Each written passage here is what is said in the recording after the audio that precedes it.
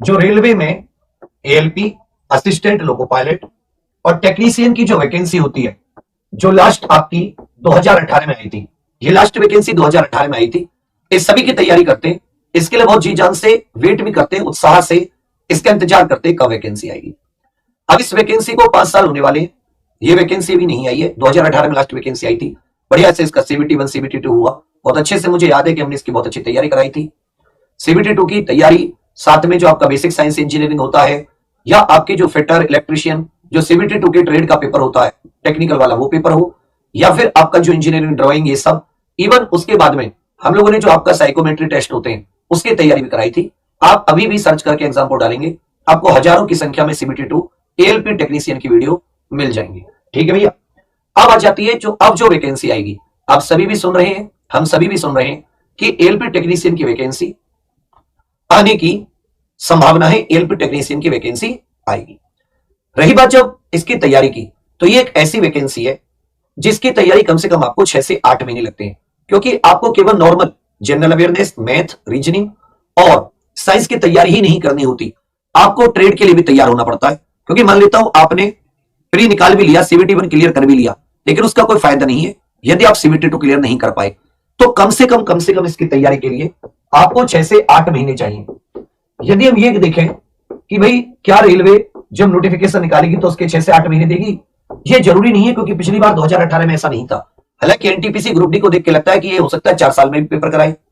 जिस प्रकार से 2024 में इलेक्शन है और जिस प्रकार से भी युवा ज्यादा है, और अलग अलग विपक्ष के दबाव समझ लीजिए, या आपके ट्विटर कैंपेन समझ लीजिए, सरकार पर भी दबाव पड़ा, जिसका कारण यह रहा कि अब वो रोजगार के मुद्दे पर बात करने लगी है। एम्प्लॉयमेंट को लेकर सरकार गंभीर हो गई है। प्रधानमंत्री जी खुद अलग अलग समय पर ज्वाइनिंग लेटर बांट रहे हैं। प्रधानमंत्री खुद अपने आप सामने आके 10.5 लाख भर्तियों की बात उन्होंने कही, 10 लाख भर्तियों की 1.5 साल में। तो इसमें रेलवे की ALP की जो वैकेंसी है, ALP हो, NTPC हो, टेक्नीशियन हो, ग्रुप डी हो, या फिर RPF, सब में कुछ वैकेंसी जरूर आएंगी। तो आपके पास उतना समय नहीं होगा। फिर जब कोई फॉर्म आ जाता है, जब तैयारी करने लगते हैं, तो आपका कंपटीशन भी उस समय स्ट्रांग हो जाता है। कैसे? क्योंकि हजारों बच्चे, लाखों बच्चे तब जुड़ते हैं। पिछले जितनी वैकेंसी है और उसके फॉर्म की संख्या देखें तो एक एक सीट पर 200 बच्चों के बीच में मुकाबला रहता है, ज्यादा भी हो जाता है। इस बार भी लोगों की, बेरोजगारों की संख्या हर बार बढ़ती रही है, बढ़ती रहती है, और ज्यादा बच्चे कंपटीशन की तैयारी करने लगते हैं। तो मतलब कंपटीशन भी टफ है, तैयारी का भी कम समय मिलता है। 6 से 8 घंटे आपको तैयारी के लिए चाहिए। जब आप तैयारी आरंभ करते हैं तो आपके पास 2 रास्ते होते हैं, या तो आप ऑफलाइन पकड़ते हैं, दिल्ली, पटना, प्रयागराज, बड़े शहरों में इसकी ऑफलाइन कोचिंग होती है। आपके रहने की बात करें, उसके बाद में आपकी पढ़ाई की बात करें, हर महीने आपका 12 से 15,000 रुपए खर्चा निश्चित है, यदि आप छोटे से छोटे उसमें। क्योंकि यदि आप किसी ऑफलाइन कोचिंग को भी ज्वाइन करते हैं, वो भी इसकी 15 से 20,000 रुपए फीस लेते हैं। इसके हर कोई कोचिंग नहीं करा पाता, क्योंकि इसमें कुछ स्पेशल सब्जेक्ट्स हैं। साइंस इसमें बेहतर चाहिए, साइंस इसमें टेक्निकल वाला पोर्शन अच्छा चाहिए, मैथ, रीजनिंग भी अच्छी है। बाद में Tier 2 CBT 2 होता है, उसमें भी जो ट्रेड और अन्य जो चीजें शामिल होती हैं उसकी वजह से भी। तो आप जब बड़े उसमें जाते हैं तो आपकी फीस हो गई रहना खाना, मैं मान लेता हूं ये भी नहीं हुआ, तो आप 8 से 10,000 रुपए तो जरूर करते करते केवल रहने खाने, इसके अलावा पेन, कॉपी, ये सब खर्चा अलग हो जाता है। मान लेता हूं ऑनलाइन में भी कोई आप पढ़ाई करना शुरू करते हैं, ऑफलाइन नहीं करते, मान लो आपके पास पैसे नहीं है, या कोई ऐसा अंतर नहीं है, अभी बताऊंगा। इसमें क्या होगा कि 3-3.5 घंटे की आपके पास क्लासेस होंगी, जिसमें किसी दिन 3 दिन मैथ चल रहा होगा, तो 3 दिन रीजनिंग चल रही होगी, तो 3 दिन साइंस आ गया। मतलब कोई एक क्रम नहीं होगा। और आप जो उसमें खुशी से पैसे घर वालों ने दिए ज्वाइन तो कर लोगे, लेकिन जो पढ़ने के साथ सेटिस्फेक्शन मिलता है, वो एक संतुष्टि आपको नहीं प्राप्त होगी। क्योंकि उसमें अगर 300 बच्चे, 500 बच्चे क्लास में बैठे, तो उसमें मान लेता हूं 10%, 30 बच्चे होशियार है, अच्छे, जिनको समझ में आ रहा है, पूरा बैच उन्हीं के अनुसार चलेगा। और जो बाकी 270 होंगे, वो केवल बैठ के देखेंगे कि आज क्या पढ़ाया भाई, तो मुझे समझा दे, मेरी समझ में नहीं आया। ना ही कोई ऐसे डाउट की बड़ी सुविधा होती है। फिर आप क्या करोगे? फिर आप ऑनलाइन की तरफ भागोगे, कोई इस टॉपिक को समझा दे, या तो यूट्यूब पे फ्री, या किसी के कोर्स में। चलो मान लेता हूं आप यूट्यूब पे भी आ जाते हैं। यूट्यूब पे आए, इसकी एक सबसे अहम क्या कहानी है कि जब कोई इसमें आपको अच्छी चीजें कराने लगता है तो लोग उसे कम देखते हैं। कंटेंट की वैल्यू कम होती है, एंटरटेनमेंट की वैल्यू ज्यादा है। कौन व्यक्ति किस प्रकार से कम समय में एंटरटेनमेंट कर पा रहा है, पेपर से को लेना देना वो नहीं हो। लोगों को लगता है कि पढ़ाई अभी हम एंटरटेनमेंट कर लेते हैं, पढ़ तो तब लेंगे जब पेपर होगा, या पेपर के बाद पढ़ लेंगे। फिर जब वो चीजें पेपर में मैच नहीं करती, तब सोचते हम क्या करें, फिर दोष देने लगते। ये नहीं देखते कि जब हमारे पढ़ने का समय था, हम फोकस किस चीज पर कर रहे थे। क्या हमने एक बार प्रीवियस ईयर को झांका था? पिछले 4 साल में रेलवे में एलपी हुई vacancy, LP technician, group D 2018 वाली वैकेंसी हुई, फिर ये एनटीपीसी की वैकेंसी हुई, फिर ये ग्रुप डी की वैकेंसी हुई, इतनी सारी। अगर आप टोटल शिफ्ट निकालोगे तो आपके पास 200 शिफ्ट मिलेंगी। Group D NTPC CBT 1 CBT 2 पुरानी ग्रुप डी एलपी 250 शिफ्ट मिलेंगी जो रेलवे ने पिछले 4 साल में पेपर पूछे। Math, reasoning, general awareness, science सब में मिलेगी। आरपीएफ को लगा लो तो 250 से 300 शिफ्ट भी हो सकती है। तो क्या आपने 250 से 300 शिफ्ट के पेपर एनालाइज किए? सबसे अहम है। तब आपको पता लगता है कि जिंदगी इतनी आसान नहीं है, कॉम्पिटिशन है, उसमें भी फिर मेरिट लगती है। जो उसमें अव्वल होते हैं, ऊपर होते हैं मेरिट में उनका, तो आप यहां पर उतना ध्यान नहीं देते उतनी, फिर कहते हैं यार ये तो क्लास पड़ी रहेगी, अब देखूंगा नहीं देखूंगा। दूसरा मान लेता हूं कोर्स भी होता है, तो क्या होता है कोर्स में बच्चा, कि कोर्स में लोग ज्यादा से ज्यादा इस समय रिकॉर्डेड देने की कोशिश करते हैं। मान लेता हूं यदि आपको कोई लाइव दे भी रहा है तो लाइव वो ज्यादा नहीं देता। उसका कारण क्या है? क्योंकि सर्वर की कॉस्ट बहुत ज्यादा आती है। 2-1 घंटे को लाइव दे दिया, प्रैक्टिस सेशन बोला, बाकी हमारी रिकॉर्डेड पड़ी, आप अपनी मर्जी से देख लेना। अब आप क्या करोगे? आज कोई वीडियो देख ली, कल कोई वीडियो देख ली, 3 दिन बाद नहीं देखी, मतलब आप कोई टाइम टेबल ही फॉलो नहीं कर पाओगे। इन सब कारणों से क्या होगा कि जो आप लक्ष्य है उसको पहुंचने में टाइम लगेगा। एक एवरेज बच्चा भी तैयारी के साथ एक अच्छे स्थान पर पहुंच सकता है, लेकिन इसमें क्या होता है कि जो बहुत अच्छे बच्चे होते हैं, बहुत ज्यादा मोटिवेटेड स्टूडेंट्स होते हैं, वही इसमें पहुंच पाएंगे, बाकी सब लोग दिक्कत करेंगे। जबकि होना क्या चाहिए था, एवरेज बच्चा, क्योंकि तैयारी कौन करेगा? जो एवरेज होगा। पढ़ेगा कौन? जो एवरेज होगा। बाकी तो सब जो अच्छा है वो तो कम में भी कर लेगा। एवरेज बच्चे की थी, औसत बच्चा जो बिल्कुल सामान्य परिवारों से आता है, ज्यादा उसकी पढ़ाई लिखाई नहीं हुई, लेकिन वो आया इसलिए ना, वो सीखेगा तब वो कंपटीशन दे पाएगा। उसके लिए उस बच्चे को क्या चाहिए कि जो 250 से 300 शिफ्ट, चाहे वो एएलपी की हो या किसी, जो शिफ्ट है 250 से 300 शिफ्ट पिछले 4 साल के प्रीवियस ईयर एनालाइज करें। ये आप स्वयं से कर सकते हैं, ये आपको एनालाइज करने ही होंगे कि भाई रेलवे किस तरीके से कितना डीप, वो एएलपी के सीबीटी 1 में कितना डीप गई, सीबीटी 2 में कितना डीप गई, साइंस। जब आप एनालाइज करने लगते हो कितने दिन लगेंगे? 3 दिन, 4 दिन, 5 दिन, 10 दिन। भाई आप 10 शिफ्ट भी डेली एनालाइज का मतलब एक बार देखो क्वेश्चन पूछने का तरीका क्या है, इतना तो एनालाइज कर सकते हो ना। चलिए भाई, प्रीवियस ईयर एनालाइज आप कहोगे तो हम आपको दे देंगे पूरे के पूरे, ये हम आपको प्रोवाइड करा देंगे, नहीं है तो हम प्रोवाइड करा देंगे। ठीक है, चलो, ये सारी की सारी शिफ्ट अनसॉल्व हम प्रोवाइड करा देंगे एनालाइज करने के लिए। सॉल्यूशन देखने जरूरी नहीं है, क्योंकि अब सॉल्यूशन देख लेंगे तो फिर फायदा क्या है, पढ़ोगे क्या। 200 से 300 शिफ्ट प्रीवियस ईयर जो पेपर आए उन्हें एनालाइज कीजिए। उन्हें एनालाइज करके आपको पेपर के स्तर का पता चलेगा जो अभी तक पूछा गया है। पेपर के स्तर अथवा उसके लेवल का पता आपको चल गया। ठीक है भाई, आपको लेवल का पता चल गया, अच्छी बात है, लेवल का पता चल गया। अब लेवल का पता है, अब आपको यह पता है कि मेरे सामने सीबीटी 1 भी है, सीबीटी 2 भी है, science, general awareness, math, reasoning, ये 4 सब्जेक्ट ऐसे जिनको मैं पेपर 2 सीबीटी 2 के लेवल का, लेवल तो आपको पता चल गया। इनकी तैयारी सीबीटी 2 के हिसाब से करूंगा, साथ में मैं अपने ट्रेड को भी थोड़ा थोड़ा थोड़ा थोड़ा कवर करता चलूंगा क्योंकि लंबा है।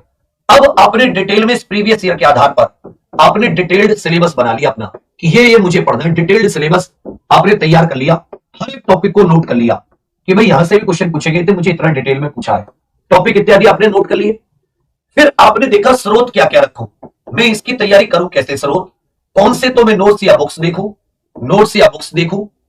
जैसे आप जानते हैं कि ज्यादातर आप रेलवे देखोगे, साइंस वगैरह हो, कुछ भी हो, साइंस ईटीसी, ये सब तो आपको एनसीईआरटी बहुत हेल्प करती है कि भाई ये तो एनसीईआरटी में है, प्लस अन्य रेफरेंस में क्या ले सकता हूं उसके एक्स्ट्रा।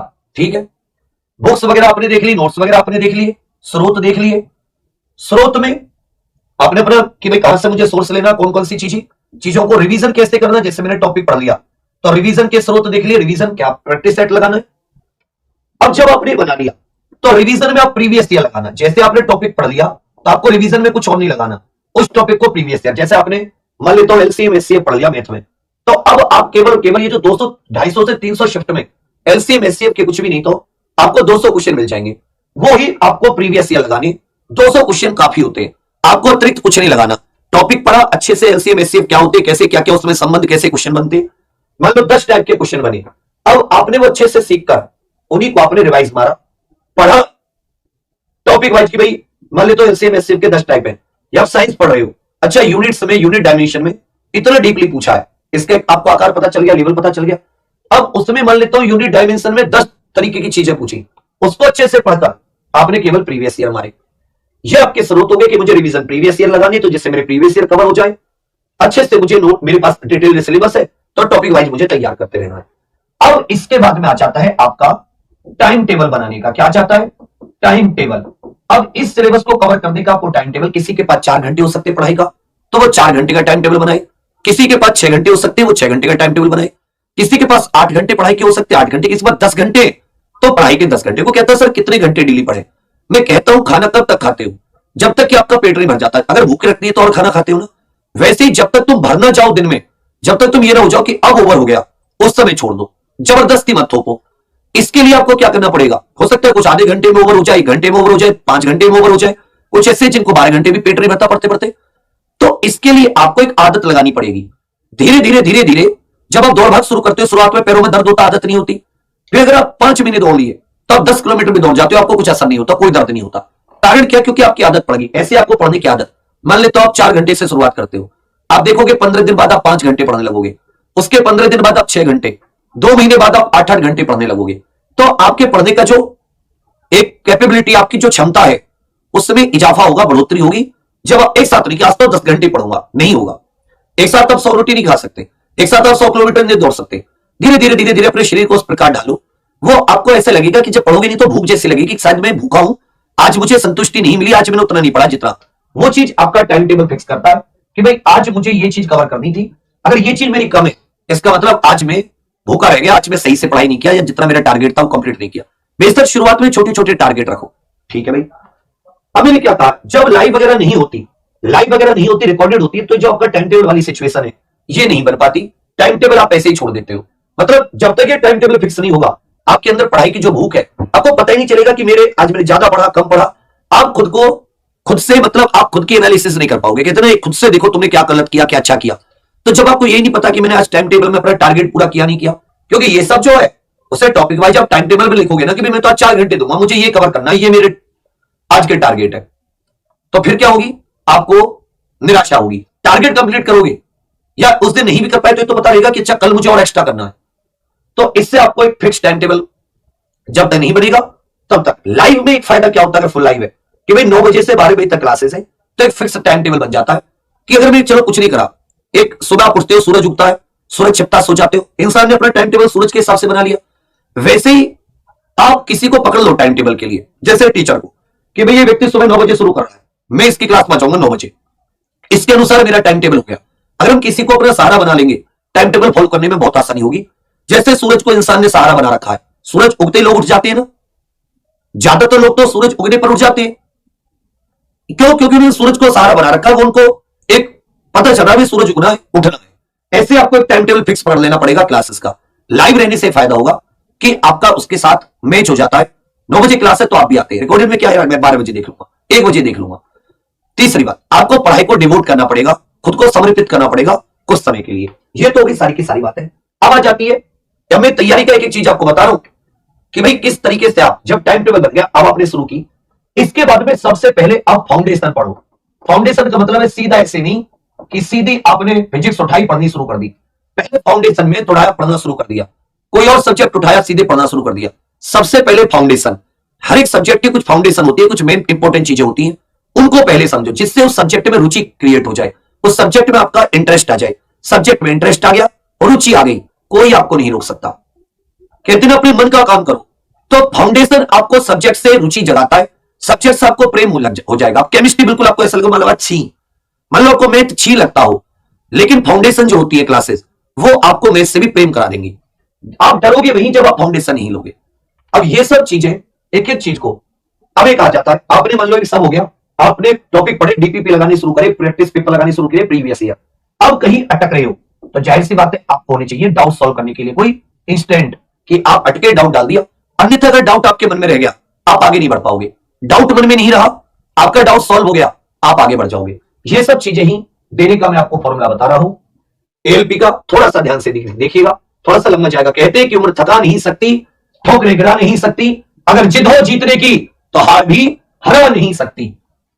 असिस्टेंट लोको पायलट जो होता है, ये आपके 2 फेज में होता है, 71, 72। 72 2 पार्ट में होता है। 71 75 question, 75 marks, 60 minute. Part A जो होता है 100 question, 90 minute. Part B trade वाला 75 question, 60 minutes. Math, reasoning, science, general awareness 20 math के, 25 रीजनिंग, 20 साइंस, 10 जीएसटी है। कुल मिला के 60 मिनट का इसकी अच्छी मेरिट होती है।